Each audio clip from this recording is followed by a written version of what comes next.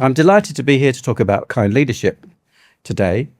And in short, it's the practice of combining high standards and accountability with empathy, compassion, and genuine concern for employee well-being. And it offers significant advantages over our traditional maritime industry command and control leadership style. Research has indicated in workplaces that have adopted kind leadership that there is a 20% improvement in both productivity and performance. And that has to be really powerful.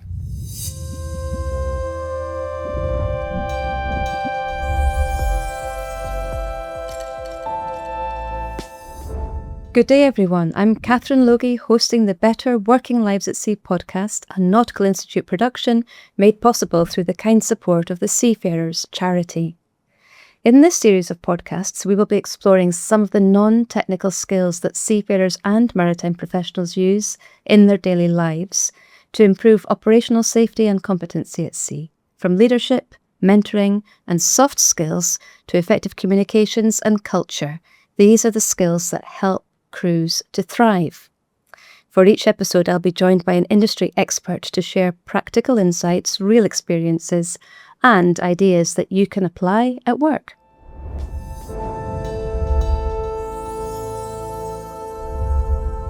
Steve, great to meet you again. It's a pleasure to see you. Thank you.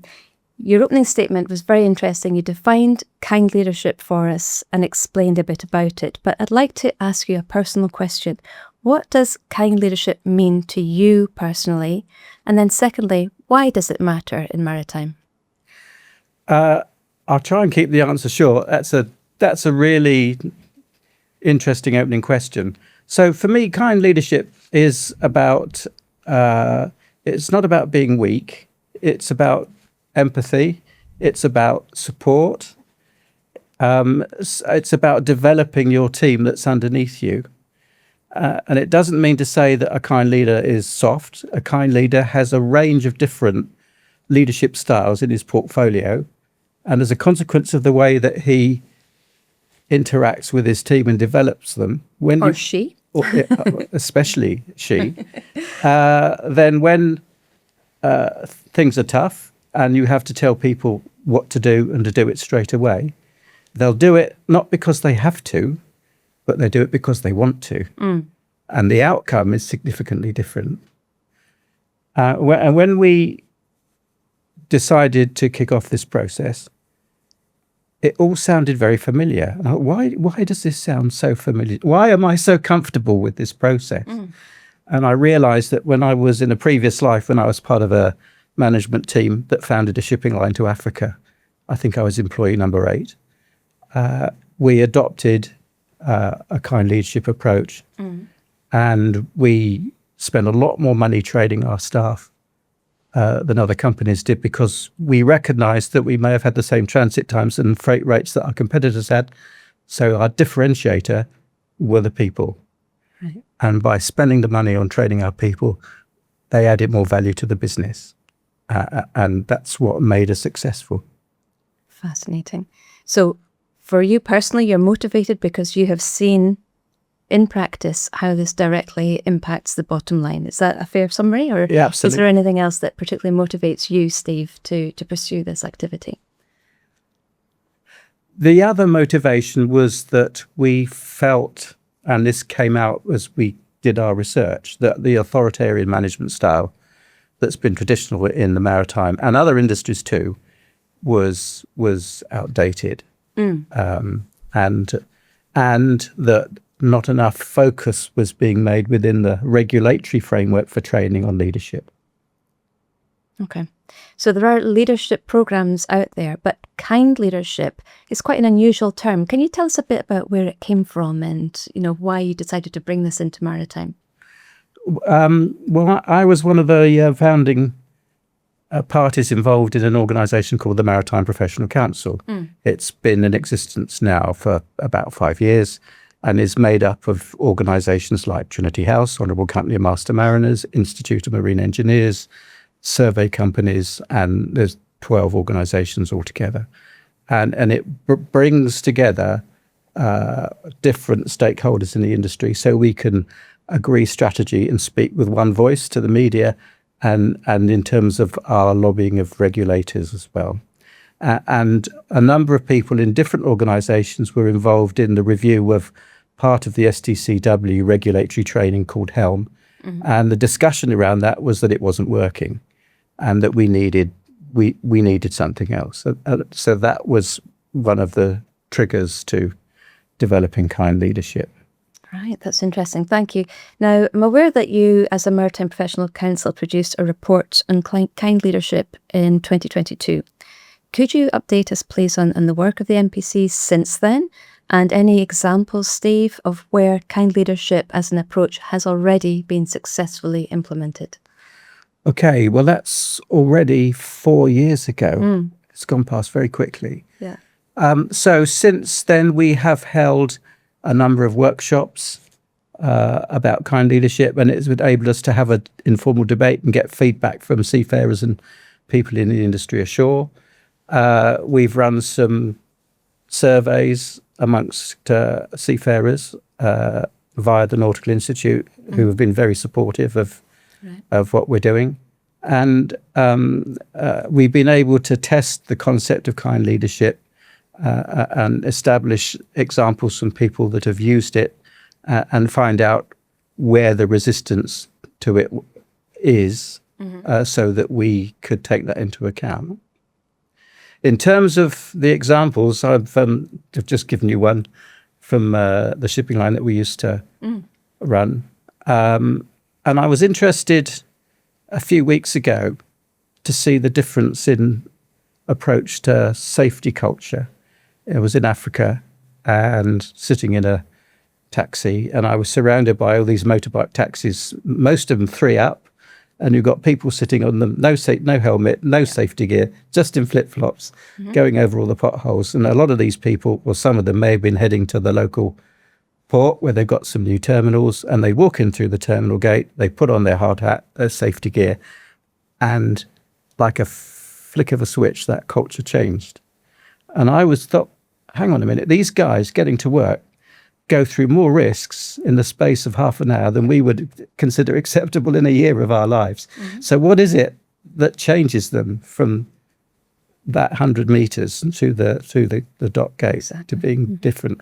And when a particular terminal operator discovered that they had a problem, they had a series of really serious accidents and some fatalities all in the space of 12 months. They raised it at the level of priorities, so it became the chief executive's responsibility, not the safety manager. They hadn't delegated it. It stayed with the managing director. And all their terminals across the world, there was about 40, they stopped work on the same day for half an hour while the chief executive gave a safety briefing.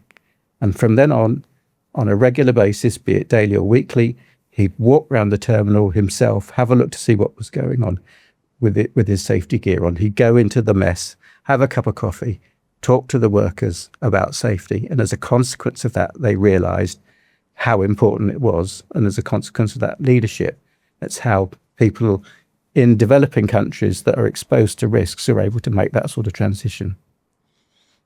There's a lot in there, isn't there? So that whole concept of risk that you described before entering the gates of the port, and this awareness of risk, which I think is very, very prevalent in lots of countries, and it's about individuals' perception of risk, right? So I'm kind of fascinated that you have associated this risk perception with kind leadership. Let's think of this from the perspective of a seafarer now, Steve. How could a seafarer expect to see and feel kind leadership in action from their peers and from their superiors? A lot of it comes down to this whole ethos of supporting each other, irrespective of your job title. You're all human beings, you're all on the ship together, you've all got a job to do. So kind leadership is about a lot of it. There is a lot of similarity between kind leadership and emotional intelligence. Right. And the things that make emotional intelligence work and are important, a lot apply to kind leadership. So it's about having the antennae that enable you to recognise when a colleague is not at his best or is uncomfortable or is upset or stressed. It's about being able to go up to somebody and say, listen, mate, I can see you having a bad day. What's up? Do you want to go and talk about it? But it's also, with the right kind of leader, having the confidence to call him out. If you think he's about to make a mistake, that ability to stop the job, as it were, is also part of what kind leadership is about.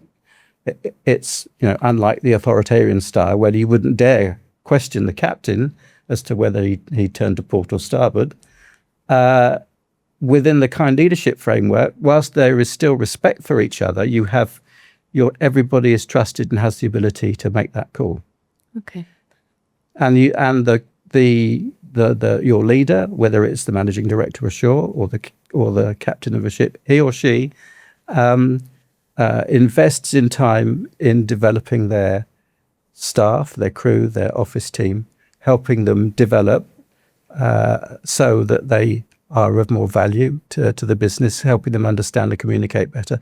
And as a consequence of that process, that looking out for each other, safety improves, mental health improves. Yes. And without suggesting it's a panacea to all the problems, I think it does solve a lot of the issues for seafarers today.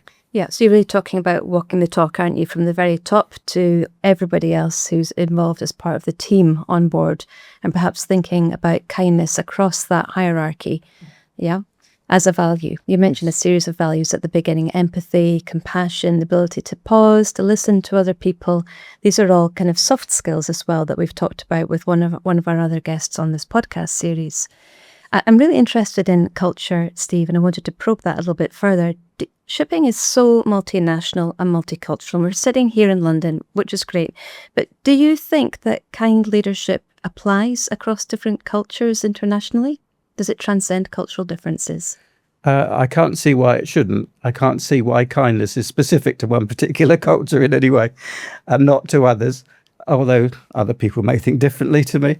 And yes, of course it's relevant, but the way in which you go about investing in kind leadership in your business or on board your ships has to take into account the cultural differences. So the way I see it fundamentally is a person-to-person exchange. It's relational, perhaps, rather than being necessarily about one culture or another. Yeah. It's just about how people connect, quite simply. I've got another question for you. I'm interested in this very much. I think kind leadership is about ethics in practice. Maritime is commercial by nature. It has to be. It's about global trade. So it also prioritises efficiency and profit. Now, linking back to your opening statement about productivity and profits, do you ever see any conflict between the values of kind leadership and the necessity, the reality of commercial shipping as well? I think if you were to cut to the bottom line, the old school management style invests in the process, and the focus is on the process. And I saw a really good TEDx talk by a guy called Robin Young on kind leadership, who's been practicing and training in kind leadership for 15 years. And he said, when we start a business, the first thing you do is put together a process to make it easy for people to do their jobs. And eventually the process becomes the thing, and the staff are employed to follow the process and not to question it. And you do it that way because that's the process. It's not necessarily the right thing to do for your business. So whereas if you invest in the people, you get to the stage that they are improving, and their ability to deliver improves, their ability to be more efficient it improves, and not the process. Yeah, so it's putting people before process there, to put in simple terms. Yeah, no, that's really interesting. Yeah, I really relate to that as a former trainer as well. Work with people and then the processes follow rather than the other way around. Yeah. And it's unfortunate, but I mean, we have got to the stage in a lot of organisations that seafarers are trained to follow tick lists. Compliance checks, Compliance checks and processes. Yeah. And they end up doing things because they know it's what they have to do without necessarily understanding them, and without they've been trained to follow the process, but they don't necessarily understand what they're doing. So with kind leadership, it's about, do you understand what you're doing? What have you done today? Was there anything there you felt uncomfortable with? Anything you didn't quite understand? And you've got that constant dialogue of people feeling comfortable being able to talk to authority on an even basis and talk about the things that worries them. Yeah, exactly. I don't think anybody's saying that we shouldn't have compliance, we shouldn't have checklists, but it's about a balance, isn't it? Getting that balance between dialogue. I love that you use that word dialogue, and being open to listening to people. I think probably the defence industries do that quite well, and they've put a lot of research and money into that. Do you ever draw from anything from other industries as well, Steve, when you're looking at implementing the principles of kind leadership into maritime? I've had a look at the aviation industry. Mm-hmm. And there are some things to learn from them. I think there are certain aspects of the national health that we can learn. Right, caring professions. A caring profession that we can learn a lot from. And in fact, one of the members of our initial team had a national health background, and it was really useful. That's very interesting, isn't it? Thinking about the ethics of care from the NHS in the UK, that is the health service, and how perhaps shipping could learn from that. It's not a very traditional thing. We tend to look to aviation, but I'm really interested in what you're saying about looking into other areas, cross-disciplinary areas as well. Thank you.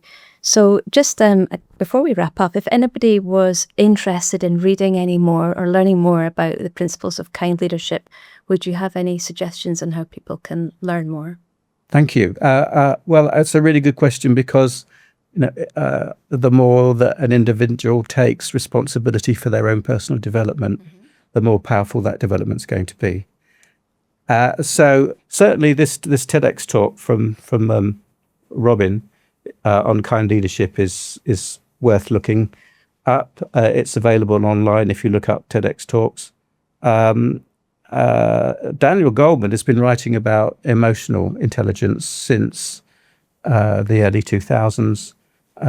His books are worth looking at. Here in the UK, The Power of Kindness at Work, a guy called Graham Alcott had to support his son through a series of operations and spent a lot of time in hospital, and it completely changed his management style when he realised how important kindness was in his son's recovery process. And some research was done by a couple of Americans called Baker and O'Malley, and their book is Leading with Kindness, which I'm halfway through at the moment. So I hope that gives people some options. That's very interesting. One final question, if I may. Have you ever considered an alternative to using the word kind for, like, perhaps care, perhaps, or any other word to make it palatable, perhaps, for this quite tough industry that we're in? We did have a real problem in selling the concept of kind. I was at the first workshop. I remember the discussions about this. And when I was asked at the NPC, what are we going to call it? I'd happened to have heard a program on kind leadership that morning on Radio 4. And I said, we're going to call it kind leadership. I said, I'm sorry, Steve, what's that? I said, we're going to call it kind leadership. And it took us a while to be comfortable and confident with the expression. And round about year 2, that we had a discussion. There was getting a lot of pushback about kind leadership. And some of the members of the team saying, look, it's not working, it's holding us back. We need to change the name because it's not being accepted. And I remember somebody at a HEAG meeting saying, Steve, how do I get my unkind boss to be kind? And so we had a discussion about leaders having different styles in their portfolio and what that meant. But we decided to stick with kind leadership, and I'm glad that we did, because in recent meetings that I've been to, other people are talking to us about kind leadership, and it's become or is becoming an accepted term that people are comfortable with. Excellent. I'm sure we could carry on talking at length about this, but that's all we've got time for today. So I'd just like to say thank you very much for all your interesting insights, and wish you every success with the programme as it continues. Thanks, Steve. Thank you for your kind questions. Thank you for listening to Better Working Lives at Sea, the Nautical Institute podcast, generously funded by the Seafarers charity. We hope today's discussion has given you practical insights to support you, whether you work at sea or ashore. Tune in to listen to all the Better Working Lives at Sea episodes, and don't forget to follow our channel and get access to more free content.